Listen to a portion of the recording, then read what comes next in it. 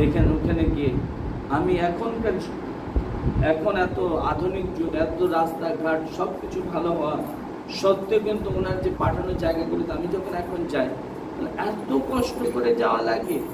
আমি চিন্তা করি যে আজ থেকে 25-30 বছর আগে তিনি কি করে যাইতেন, কেন যাইতেন? খিদমতের দিনের জন্য। যারা মানে দিনের জন্য উৎসর্গ হয়ে যায়, আল্লাহ রাব্বুল আলামিন তাদের স্মৃতিকে বাকি রেখে দেন। একটা হাদিসের মধ্যে রয়েছে, আমাদের ইমাম জাফর সাদিক আলাইহিস সালাম বলেছেন, যারা আমাদের স্মরণকে বাকি রাখে আমরা তাদেরকে মরতে দেই না। আর সত্যিকার অর্থে মুমিনের মৃত্যুও হয় না। এখন বলবেন যে ভাই আপনি কি বলতে চাচ্ছেন? হ্যাঁ, মুমিনের মৃত্যু হয় না, মুমিনের ইন্তেকাল হয়। এই ক্ষণিকের দুনিয়া ছেড়ে তিনি যায় আবাদি, যেটাকে বলা হয় সর্বদা যেখানে থাকতে হয় সেখানে তিনি স্থানান্তরিত হয়। ইন্তেকাল মানে কি? ইন্তেকাল মানে হচ্ছে স্থানান্তর হওয়া। এর জন্য তো দেখেছেন আপনি যে মৃত্যুর সাথে কেউ কথা বলতে, যে মরে যায় তার সাথে কেউ কথা বলে, কারণ মুমিনের মৃত্যু হয় না। কারণ যদি মুমিনের মৃত্যু হইতো তো কেউ তার সাথে কি কথা বলতো? আমাদের যারা মুমিন তাদেরকে যখন কবরে রাখা হয় তখন তাদেরকে কি বলা হয়? ইসমা ইফাম, শুনো এবং বুঝো। এই শুনো এবং বুঝো কাকে? কি মৃত্যুর সাথে কথা বলা হয় না জীবিতর সাথে? কার সাথে বলা? যে শুনতে পারে, যে শুনতে পারে, যে বুঝতে পারে। শোনো এবং ইসমা ইফাম, শোনো এবং বুঝো। ইফাম, এই অমুকের সন্তান অমুক। কারণ অন্যদের তো মরে যায়, তাদেরকে দাফন করে শেষ, তাদের মানে এখানেই শেষ, কিন্তু আমাদেরটা মরে না। এখন বলবেন যে ভাই এটা কোরআন থেকে কিংবা হাদিস থেকে কোনো প্রমাণ দিতে পারবেন? হ্যাঁ, যেহেতু আমার কথাটা রেকর্ড হচ্ছে আর আপনারাও শুনতেছেন, এখানে আমার মানে পিছনে হাঁটার কোনো সম্ভাবনা নেই। অনেক প্রসিদ্ধ আয়াত যেটা আপনারা সব সময় শুনে থাকেন, যে আল্লাহর সূরা শূরার সেই 23 নম্বর আয়াত, যে আল্লাহ রাব্বুল আলামিন বলছেন যে যালিকাল্লাযী ইউবাশশিরুল লাযিনা আমানু ওয়া আমিলুস সালিহাত। আল্লাহ রাব্বুল আলামিন সুসংবাদ দেন তার ওই বান্দাদেরকে যারা ঈমান আনে এবং সৎকর্ম করে। এটা ছিল আল্লাহর হুকুম। আল্লাহ কি সুসংবাদ দেন তাদেরকে, তার ওই বান্দাদেরকে যারা ঈমান আনে এবং সৎকর্ম করে। এই রাসূল, এবার আপনি বলে দেন, একটা কোরআনের মানে একমাত্র আয়াত রয়েছে যেখানে আল্লাহর হুকুম রয়েছে, নবীর হুকুম রয়েছে। এই রাসূল, এবার আপনি বলে দেন, ইয়া আল্লাহ কি বলবো? আমার নবী তো নিজের ইচ্ছা অনুযায়ী কোনো কথাই বলেন না। মা ইয়ানতুকু আনিল হাওয়া ইন হুয়া ইল্লা ওয়াহিয়ুন ইউহা। আমার নবী সেটাই বলেন যেটা ওয়াহি আল্লাহ বলতে বলেন। এর রাসূল আপনি বলে দেন যে কুল্লা আসআলুকুম আলাইহি আজরান ইল্লা আল মাওয়াদ্দাতা ফিল কুরবা। এর রাসূল আপনি বলে দেন, আমি আমার রিসালাতের বিনিময়, আমি আমার রিসালাতের পারিশ্রমিক তোমাদের কাছে কিছুই চাই। সমস্ত নবীরা চেয়েছেন, আমার নবী কি বলছেন? আমি তোমাদের নিকট কিছুই চাই না। কি চাই? ইল্লাল মাওয়াদ্দাতা ফিল কুরবা। কি চাই?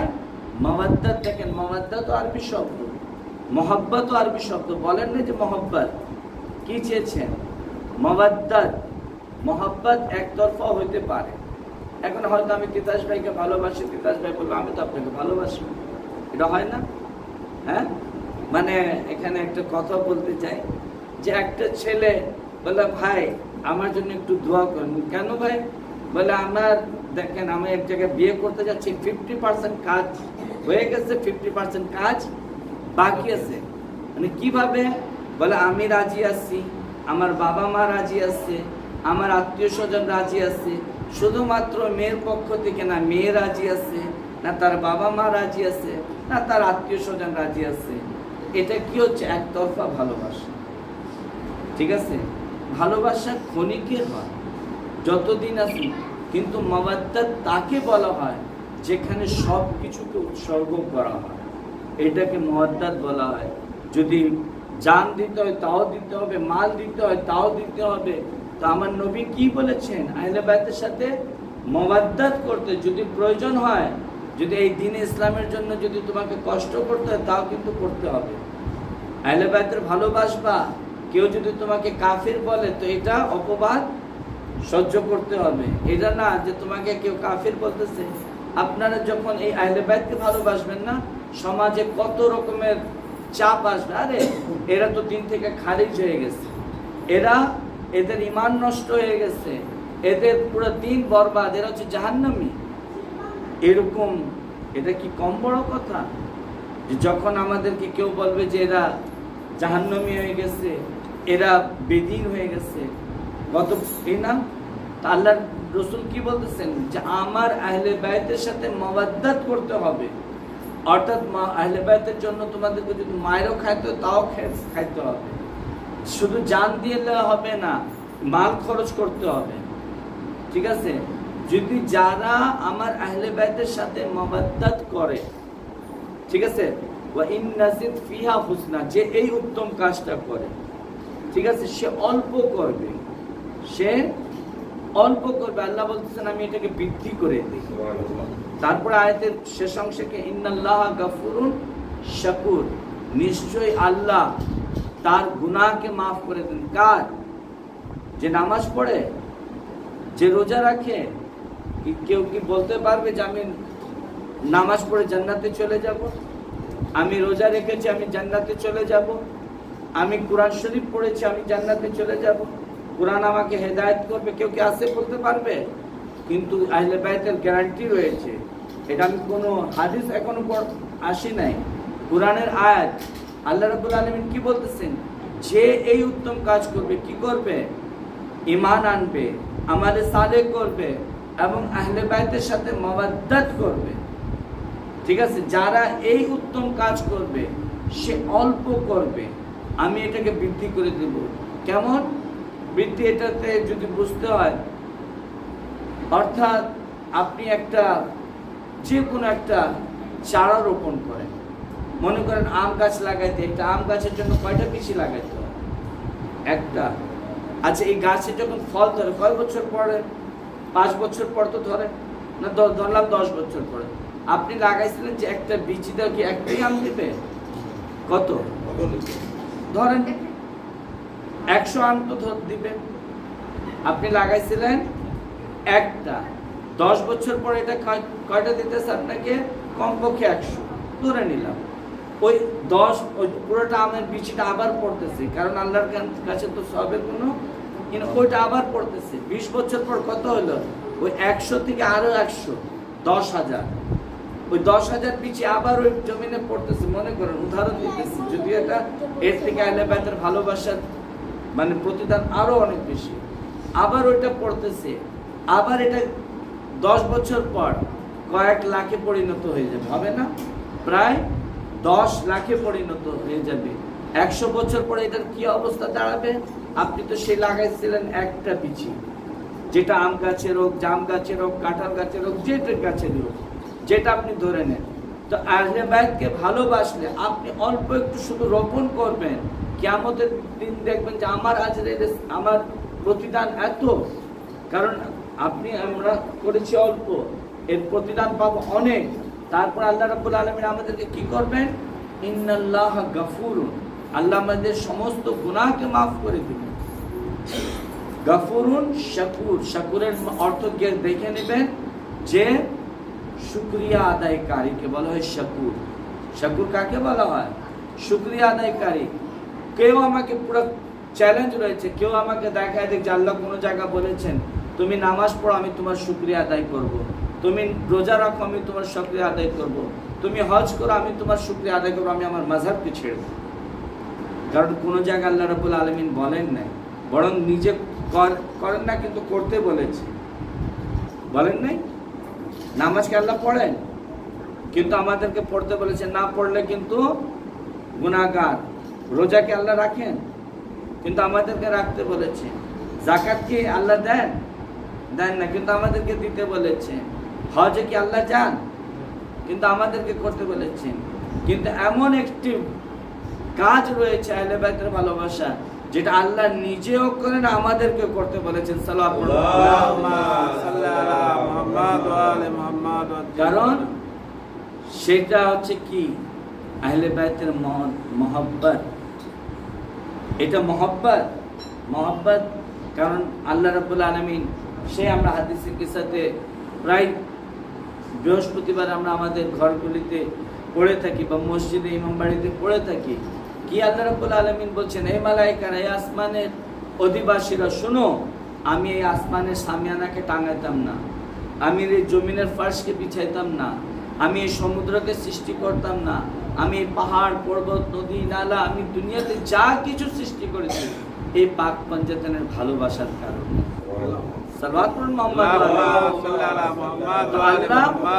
নিজেও ভালোবাসেন, আমাদেরকেও ভালোবাসতে বলেছেন, এবং যারা আহলে বাইতকে ভালোবাসে আল্লাহ তাদের বিগত গুনাহকে মাফ করে দেন, তাদের শুকরিয়া আদায় করেন। চলেন একটু হাদিসে গিয়ে দেখি যে এই আহলে বাইতকে ভালোবাসার প্রতিদান কি।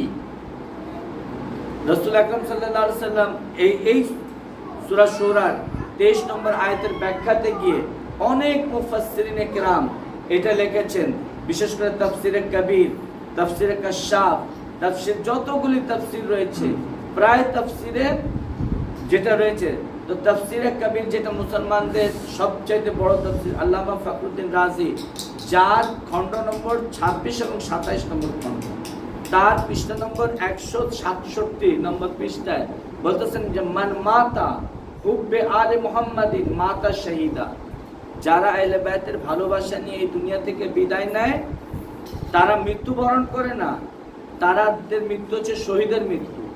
আর শহীদ সম্পর্কে কোরআন কি বলতেছে, কুতিলু ফি সাবিলিল্লাহি আমওয়াতা, যারা আল্লাহর রাস্তায় নিহত হয় খবরদার তোমরা তাদেরকে মৃত বলিও না, তারা জীবিত রয়েছে, তারা আল্লাহর পক্ষ থেকে রিজিক পায়। বাবা রিজিক কে খায়, জীবিত না মৃত্যু? হ্যাঁ জীবিত। তাই একটু বলেন, আমি আপনার মুখ থেকে শুনতে চাই। না মৃত্যুরা খায়? হ্যাঁ, তো অন্যদের তো যাদের অন্তরে আহলে বাইতের ভালোবাসা নাই, তারা মরে গেল তো দুনিয়া থেকে চলে গেল, তারা জীবিত না। কিন্তু যারা আহলে বাইতের ভালোবাসা নিয়ে দুনিয়া থেকে বিদায় নেয় তারা কখনো মরে না, তারা জীবিত, তাদের জন্য কোরআন সাক্ষী রয়েছে। যারা আহলে বাইতের ভালোবাসা নিয়ে দুনিয়া থেকে বিদায় নেয় তাদের মৃত্যু হচ্ছে শহীদের মৃত্যু। যারা মান মাতা হুব্বে আলে মুহাম্মাদিন মাতা গফুরা, তাদের সমস্ত গুনাহকে মাফ করে দেওয়া হয়েছে। মান মাতা হুব্বে আলে মুহাম্মাদিন মাতা তায়েবা, যারা মুহাম্মদ আলে মুহাম্মাদের ভালোবাসা নিয়ে দুনিয়া থেকে বিদায় নেয় তারা তায়েব অর্থাৎ তওবাকৃত হিসাবে মারা গিয়েছে, তারা তওবা করে মারা গিয়েছে। এইভাবে আল্লামা ফখরুদ্দিন রাজি বলতে লাগলেন, অনেক হাদিস আনলেন যে মান মাতা হুব্বে, যারা মুহাম্মদ আলে মুহাম্মাদের ভালোবাসা নিয়ে দুনিয়া থেকে বিদায় নেয় তাদেরকে মাহশারের দিন এমন ভাবে সুসজ্জিত করে মাহশারে আনা হবে যেমন ভাবে নববধূকে তার স্বামীর ঘরে আনা হয়। নববধূকে কিভাবে আনা হয়? কত সসম্মানের সাথে, মানে সুসজ্জিত করে আনা হয়। যারা মুহাম্মদ আলে মুহাম্মাদের ভালোবাসা নিয়ে দুনিয়া থেকে বিদায় নেয় তাদের জন্য জান্নাতের 2টা দরজা কবরের মধ্যে আল্লাহ রাব্বুল আলামিন খুলে দেন। জানালেন না, জান্নাতের 2টা দরজা খুলে দেন। যারা মুহাম্মদ আলে মুহাম্মাদের ভালোবাসা নিয়ে এই দুনিয়া থেকে বিদায় নেয় আল্লাহ রাব্বুল আলামিন তাদের কবরকে রাহমাতের ফেরেশতাদের জন্য জিয়ারতগাহ বানাই দেন। জিয়ারতগাহ কি বুঝেন? বলবেন তো? যেখানে লোক জিয়ারত করতে আসে, যেখানে লোকরা জিয়ারত করতে যায় তাকে বলে জিয়ারতগাহ, অর্থাৎ মাজার শরীফ তো বুঝেন, যেখানে মাজারে গিয়ে মানুষ কিসের জন্য যায়? জিয়ারত করার জন্য। তো ওইটা যারা মুহাম্মদ আলে মুহাম্মাদের ভালোবাসা নিয়ে দুনিয়া থেকে বিদায় নেয় তাদের কবরকে আল্লাহ রাব্বুল আলামিন রহমতের ফেরেশতাদের মাজার করে দেন। সালাওয়াত পড়ুন মুহাম্মদ আলে মুহাম্মদ। তারপরে আল্লামা ফখরুদ্দিন রাজি বলতেন যারা মানমাত, যেহেতু রাসূল আকরাম সাল্লাল্লাহু আলাইহি ওয়াসাল্লামের হাদিসগুলি সে তার তাফসীরের মধ্যে আনতেছে যে রাসূল আকরাম সাল্লাল্লাহু আলাইহি ওয়াসাল্লাম বলছেন যে যারা মুহাম্মদ আলে মুহাম্মাদের ভালোবাসা নিয়ে দুনিয়া থেকে বিদায় নেয় তারা কুল্লে ঈমান হয়ে মৃত্যুবরণ করেছে, তাদের ঈমান কামিল, তাহলে বোঝা যাচ্ছে যারা আহলে বাইতকে ভালোবাসে না তাদের ঈমান কিন্তু কামিল না, তারা ইসলামের মধ্যে হয়ে মারা গিয়েছে। এইভাবে করতে করতে অনেকগুলি হাদিস আনলো, সব কিছুকে বাদ দিয়ে যারা বুগদে আলে মুহাম্মাদের নিয়ে দুনিয়া থেকে বিদায় নেবে তাদের জান্নাতে যাওয়া তো দূরে থাক, জান্নাতের সুগন্ধিও পাবে না। সালাতুল মুহাম্মদ। যারা মুহাম্মদ আলে মুহাম্মাদের বুগস নিয়ে দুনিয়া থেকে বিদায় নেয় তাদের কপালে লেখা থাকবে কাফ আলিফ ফেরে, কাফির, অর্থাৎ এরা কাফের, এরা আল্লাহর রহমত থেকে বঞ্চিত। যারা আল্লাহর রহমত থেকে বঞ্চিত তাদের স্থান কোথায় হবে? জাহান্নামে। যেহেতু আমি যে আয়াতটি আপনাদের সম্মুখে উপস্থাপন করেছিলাম যে কুল্লু নাফসিন যায়কাতুল মাউত, অর্থাৎ প্রত্যেকটা নফসকে মৃত্যুর স্বাদ গ্রহণ করতে হবে। এটাতে কারো দ্বিমত নেই, চাই সে যেই নফসে হোক না কেন। নফসে লাওয়ামা, নফসে আম্মারা, নফসে মুতমাইন্না। আমরা তো এটা পাইলাম যে 3 রকমের নফস।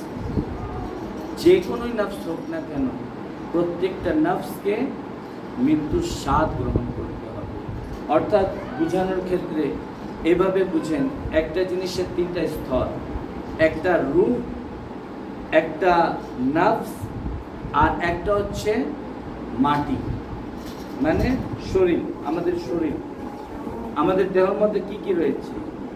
রূহ, নফস আর শরীর, এই 3টাই তো। রূহ কি কুল আমরা মিল রাব্বি, আল্লাহর নির্দেশের নাম রূহ। আল্লাহ রাব্বুল আলামিন এটা বলেন নাই যে প্রত্যেকটা রূহকে তার মৃত্যু স্বাদ গ্রহণ করতে হবে। হ্যাঁ, রূহ আল্লাহর, সে আল্লাহর কাছে চলে গেল, ঠিক আছে। নফস যেটা মৃত্যু স্বাদ গ্রহণ করলো, থাকলো এই দেহটা। এর জন্য আমাদের যেহেতু মাটির সুপোর্ট আমরা আমাদের দেহটাকে গড়ে দিলাম, কিন্তু এই মৃত্যু, সবার মৃত্যু কিন্তু এক না। এখনই আমরা শুনেছি যে মুমিনের মৃত্যু একরকম, কাফেরের মৃত্যু একরকম। কারণ মুমিনের যে মৃত্যু হয়, বলা হয় যেমনভাবে খুশবু হয় না, সুগন্ধি ফুলের মধ্যে সুগন্ধি থাকে, নাকের সামনে আসলো আর তার রূহটা বের হয়ে গেল। এমনই ছিলেন আমাদের হাবিব, যে তিনি যেদিন ইন্তেকাল করলেন, অর্থাৎ মঙ্গলবার দিন সকালে ফজরের নামাজও আদায় করলেন। রুটিন অনুযায়ী তিনি তার নাস্তাও করলেন। নাস্তা খাওয়ার পর হঠাৎ করে তার হাত পা সোজা হওয়া, শরীরটা ঠান্ডা হওয়া শুরু, এবং তিনি এভাবে এই দুনিয়া থেকে চলে গেলেন। মৃত্যু মানে এমনভাবে যে কখন, কিন্তু কাফেরের মৃত্যু যেটা হয় খুবই দর্দনাক। বলা হয় যে কাফেরের মৃত্যু এমন মৃত্যু হয়, এমন যন্ত্রণাদায়ক, যেমন একটি রেশমি কাপড় কে যদি একটি কাঁটাওয়ালা মানে গাছের উপরে যদি ফেলে দেয় এবং ওখান থেকে যদি টানা হয় তো কিরকম হয়, একেবারে ছিঁড়ে ছিঁড়ে যাবে। বলা হয় যে এর থেকে জঘন্য। বলা হয় যদি কাফেরের মৃত্যু হচ্ছে যদি তার শরীরকে কেচি আছে না, কেচি দিয়ে যদি টুকরো টুকরো করা হয় কত কষ্ট লাগে, তার থেকে বেশি কষ্ট হচ্ছে কাফেরের মৃত্যু। কাফেরের মৃত্যু সম্পর্কে বলা হচ্ছে যদি কেউ চাপাটি দিয়ে যদি কিমা কিমা করে ওইটা খুব সহজ, তার থেকেও বেশি কষ্ট হচ্ছে কাফেরের মৃত্যু। যেহেতু আজান হচ্ছে, আমি একটু আজানের জন্য, মুমিনের ইন্তেকাল হয়, আমরা যদি মুমিন হতে পারি তাহলে আমাদেরও মৃত্যুতে কোনো যন্ত্রণা হবে না। কখন আসবে মৃত্যু, কখন যাবে, এটা কখনই আমরা বুঝতে পারবো না। আমরা যেন সবসময় নিজেকে সেইভাবে প্রস্তুতি রাখতে হবে আমাদের, কারণ মৃত্যু কখন কার কী হবে এটা কেউ বলতে পারে। যে হাবিব ভাই সোমবারের দিন দালানে সারাটা রাত ছিল, কিন্তু সেই মঙ্গলবার দিন এই দুনিয়া ছেড়ে চলে গেলেন, কে জানত? আপনারা হয়তো দেখেছেন যে ফেসবুকের মধ্যে যে তিনি সেই মঙ্গলবারের দিন ইবাদতরত ছিলেন, সে নামাজ পড়তেছিলেন এমনভাবে, মানে আহলে বাইতের জন্য তিনি প্রত্যেকটা জায়গায় জন্য তার চিন্তায় থাকতো যে প্রায় সব জায়গার জন্য মনোর ভাই অমুক জায়গায় এবছর তো কেউ না, আপনি চলে যান। আমাকে তিনি সবসময় ছোট ভাই হিসাবে করে দেখেছেন। তিনি কখনোই আমি যখন যাই তখন আমাকে করে বলতেছিলেন, মনোর ভাই আমি কখনো আপনার নাম ধরে আমি কিন্তু ডাকি না, আমি সবসময় আপনাকে ভাই বলে দেখেছি। এভাবে তিনি আমাকে করতেন, আমাকে অত্যন্ত ভালোবাসতেন। মানে তার যে যাওয়াটা মানে কত কষ্টকর, যারা যারা তার সাথে সম্পর্কিত ছিল তারাই বুঝতে পারে যে তিনি কেমন মহান লোক ছিলেন। যারা তাকে দূর থেকে দেখেছে তারা তাকে কখনোই বুঝতে পারবে না যে তিনি কিরকম লোক ছিলেন। সত্যিকার অর্থে আমরা এমন এক আলেমী দ্বীনকে হারিয়েছি যার মানে অপূরণ, মানে এর জায়গাটা সত্যিকার অর্থে পূরণ হবে না।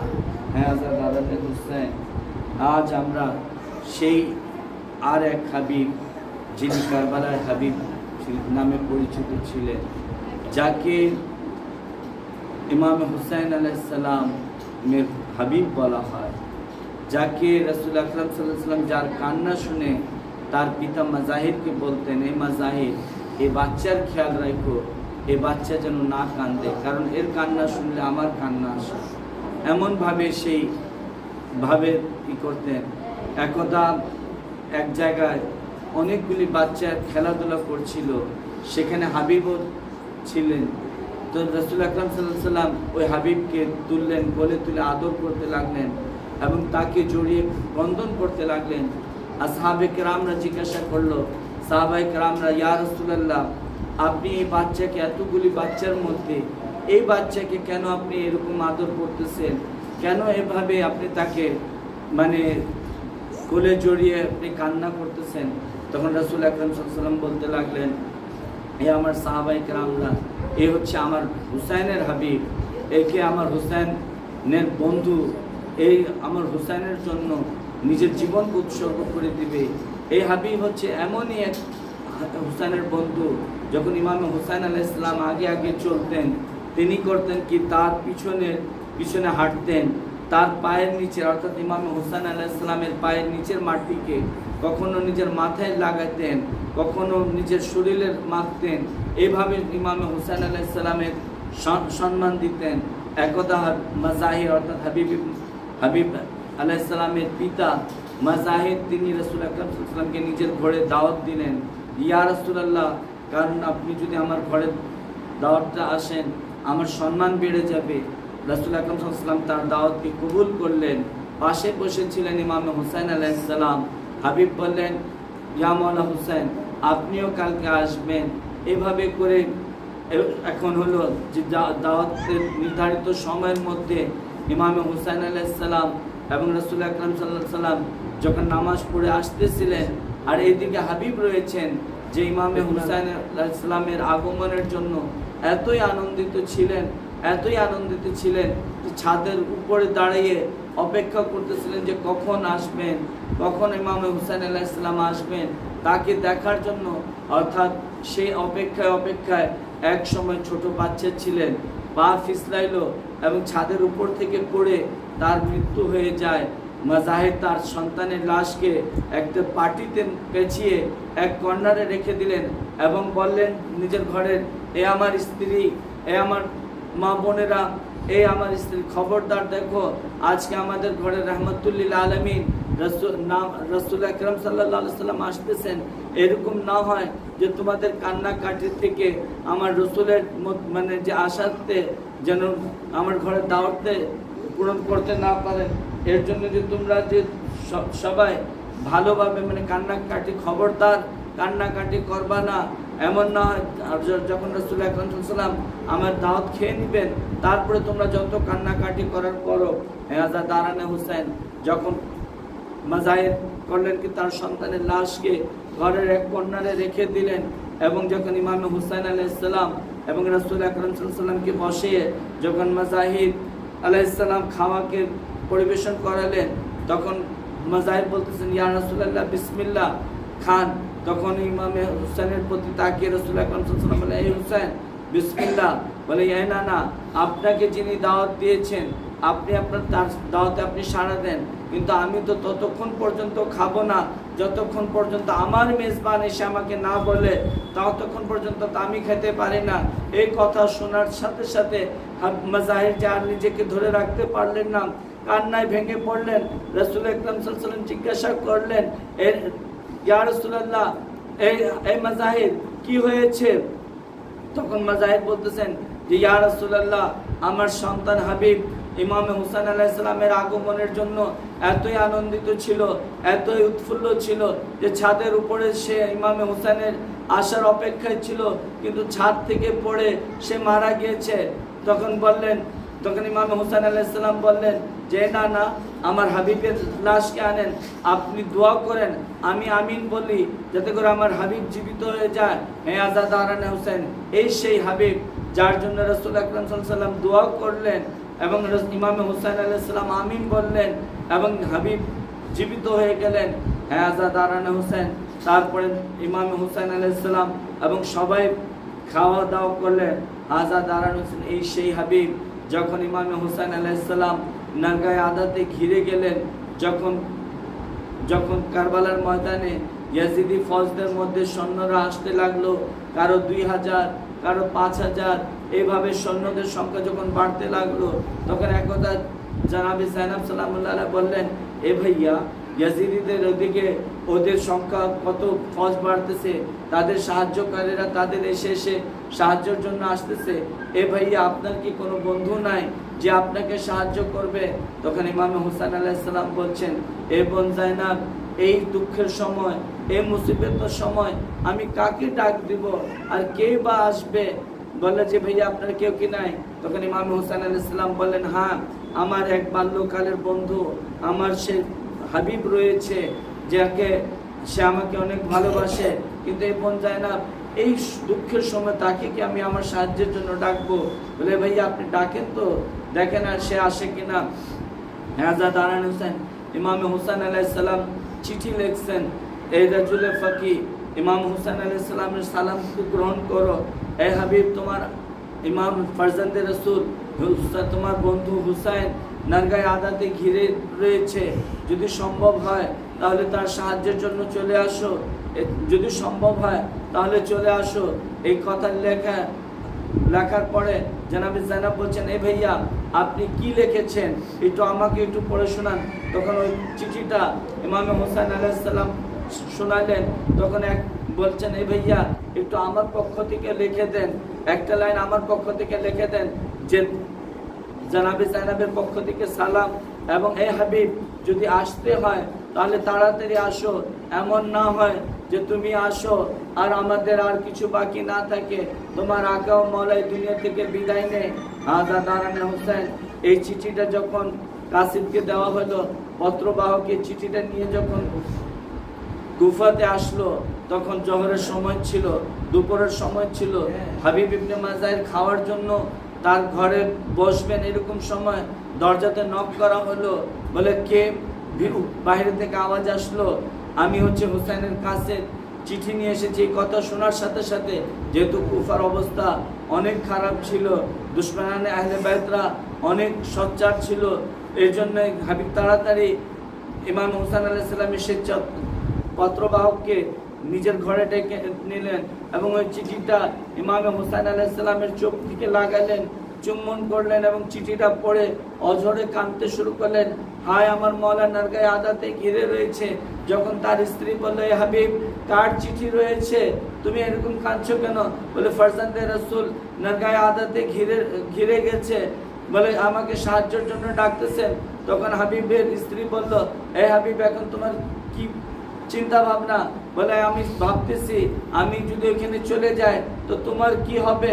এই কথা শোনার সাথে সাথে হাবিবের স্ত্রী বলতে লাগলেন, এ হাবিব, আমার এই চাদরটা তুমি পড়ো, আমার এই বুরকাটা তুমি পড়ো, তোমার তরবারিটা আমাকে দাও, আমি যাব ফারজান্দে রাসূলের সাহায্যের জন্য। তখন হাবিব বলতে লাগলেন, এ আমার স্ত্রী, আমি তোমাকে পরীক্ষা করতেছি, আমার আকা ও মওলা আমাকে সাহায্যের জন্য ডাকেন আর আমি তার সাহায্যের জন্য যাব না, এটা কি করে হয়? হযরত দারান হোসেন হাবিব তার গোলামকে দিয়ে, তার ঘোড়াকে দিয়ে বললেন যে, এই আমার গোলাম, এই ঘোড়াকে নিয়ে যাও, এই তরবারি নিয়ে যাও এবং কুফার বাহিরে গিয়ে আমার জন্য অপেক্ষা করো। হ্যাঁ, হাবিবের যখন আসতে একটু দেরি হচ্ছিল না, তখন ঘোড়া নিজের বারবার পিছনে দিকে তাকাচ্ছে, নিজের মানে তার থেকে চোখ থেকে অশ্রু পড়তেছে। হাবিবের গোলাম তাকে সান্ত্বনা দিচ্ছে, এ আমার আকার ঘোড়া, এ আমার মওলার ঘোড়া, তুমি কেঁদো না, যদি আমার আকা আমার মওলার আসতে, যদি আমার মালিকের আসতে যদি দেরি হয়, তাহলে আমি তোমার উপরে সওয়ার হয়ে আমি ফারজান্দে রাসূলের সাহায্যের জন্য আমি যাব। হযরত দারান হোসেন এই কথা যখন হাবিব শুনলেন, আল্লাহ আল্লাহ, আজকে আওলাদে রাসূলের উপরে এমন এক সময় আসলো যে গোলামরা পর্যন্ত তাদের উপরে রহম করার জন্যই রয়েছে, যে ঘোড়া পর্যন্ত কাঁদতেছে। হযরত দারান হোসেন তারপরে হাবিব বললেন যে, যাও, আমি তোমাকে আমার আকার সাদকাতে আমি তোমাকে মুক্ত করে দিলাম, তুমি যাও, তুমি আজ থেকে তুমি মুক্ত রয়েছো। হাবিব ইবনে মাজাহির তার ঘোড়াতে চড়ে এবার চলা শুরু করলেন। কি দেখতেছেন যে পিছন থেকে দৌড়ে দৌড়ে কেউ আসতেছে। যখন ঘুরে দেখেন যে তার গোলাম দৌড়ে দৌড়ে আসতেছে, তিনি তার ঘোড়াকে থামালেন এবং বললেন, এই কি হলো? আমি তো তোমাকে মুক্ত করে দিয়েছি, তুমি কি, তোমার কি কোনো হক রয়েছে আমার উপরে? বলে, না আকা, আপনি সমস্ত হক আদায় করে দিয়েছেন, আপনার কাছে ঘোড়া রয়েছে, আপনি ফারজান্দে রাসূল আকা হোসেন আকা মওলার জন্য সাহায্যের জন্য যাচ্ছেন, আমার ঘোড়া তো নাই, তাই আমি পায়ে হেঁটে আমি ফারজান্দে রাসূলের সাহায্যের জন্য যাব। হযরত দারান হোসেন হাবিব এই কথা শুনে তার গোলামকে নিজের সাথে বসে কারবালায় পৌঁছালেন।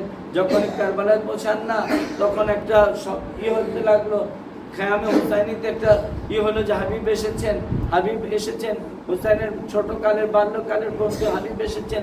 তখন জানাবে জাইনাব সালামুল্লাহ আলাইহা মা ফিজ্জাকে ডেকে বলছেন, এই আম্মা ফিজ্জা, হাবিবকে গিয়ে আমার সালাম দেন এবং বলবেন যে, এই হাবিব, আপনি এমন সময় আমাদের মেহমান হয়েছেন যে আমাদের কাছে খাওয়ার জন্য কিছু নাই, আমি আপনাকে মেহমানদারি করাবো।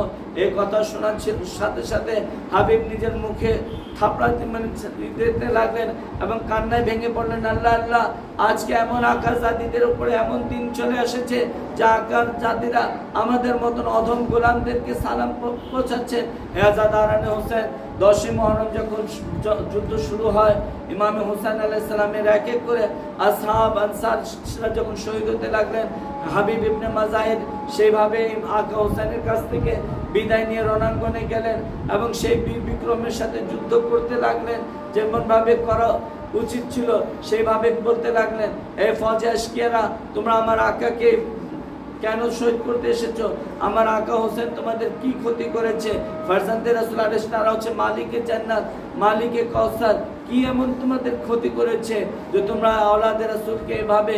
কিন্তু আপনারা জানেন যে সমস্ত ফৌজে আশকিয়াদের ওইদিকে এই দিক থেকে একা হাবিব রয়েছেন, ওইদিকে বলা হয় যে প্রায় 9 লাখের সৈন্য একদিকে, ওইদিকে তলবারের উপরে তলবারি চলতেছে, কোন জায়গা থেকে তীর নিক্ষেপ করা হচ্ছে, কোন জায়গা থেকে বল্লমের আঘাত, কোন জায়গা থেকে নেজার আঘাত।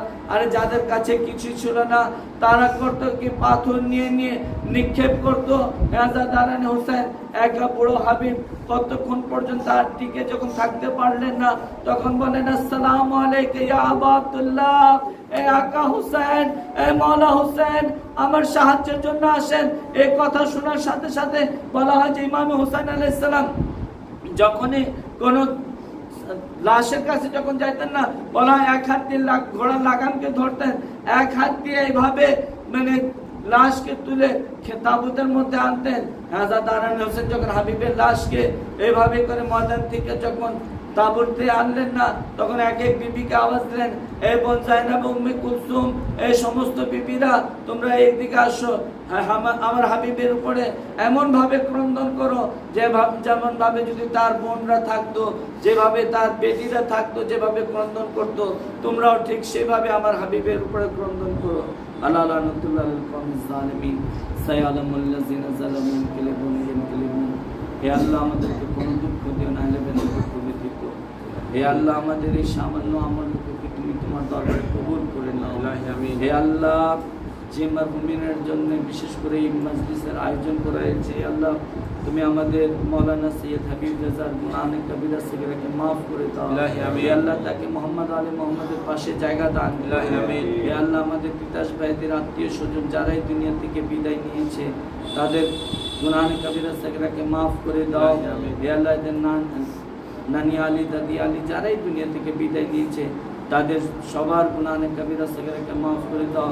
হে আল্লাহ আমরা এখানে যারা উপস্থিত রয়েছি আমাদের কারো বাবা নাই, কারো মা নাই, কারো আত্মীয় স্বজন যারাই দুনিয়া থেকে নানা নানি দাদা দাদি বিদায় নিয়েছে, হে আল্লাহ তাদের উপর রহম করো, তাদের গুনাহ কবিরা সগীরাকে মাফ করে দাও, তাদেরকে মোহাম্মদ আলী মোহাম্মদের পাশে জায়গা দান করো। হে আল্লাহ ফিলিস্তিনের মুসলমানদের উপর রহম করো। হে আল্লাহ তাদের জান মাল ইজ্জত আবরুকে রক্ষা করো। হে আল্লাহ ফিলিস্তিনকে একটি স্বাধীন রাষ্ট্র হিসাবে গড়ার তৌফিক দান করো। হে আল্লাহ আমাদের প্রথম কিবলা বাইতুল মুকাদ্দাসকে তুমি মুক্ত করে দাও।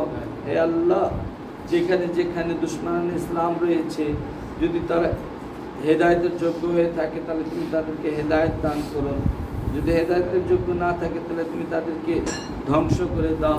হে আল্লাহ আমাদের যুগের ইমামে জামান আলাইহিস সালামকে আমাদের মাঝে প্রেরণ করে দাও এবং আমাদেরকে তার আসহাব আনসারের মধ্যে সংযুক্ত হওয়ার তৌফিক দান করো। হে আল্লাহ আমাদেরকে ততদিন পর্যন্ত এই পৃথিবী থেকে তুলিও না যতদিন তুমি আমাদের থেকে রাজি না হয়ে যাও। হে আল্লাহ আমরা যখন এই দুনিয়া থেকে বিদায় নিয়ে খাতে কোরআন এবং আহলে বাইতের দামন থাকে, আপনারা একবার সূরা ফাতিহা এবং 3 বার সূরা ইখলাস পাঠ করে মৌলানা সৈয়দ হাবিব রেজা রুহি বখশে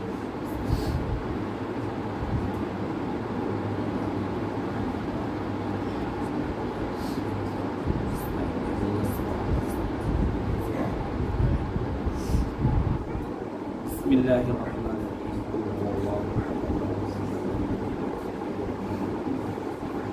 রহিম। কুল হুয়াল্লাহু আহাদ আল্লাহু সামাদ বিসমিল্লাহির রহমানির রহিম।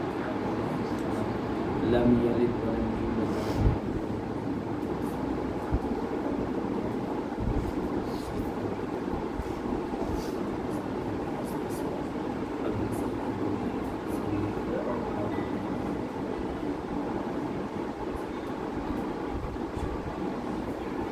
আপনারা আরেকবার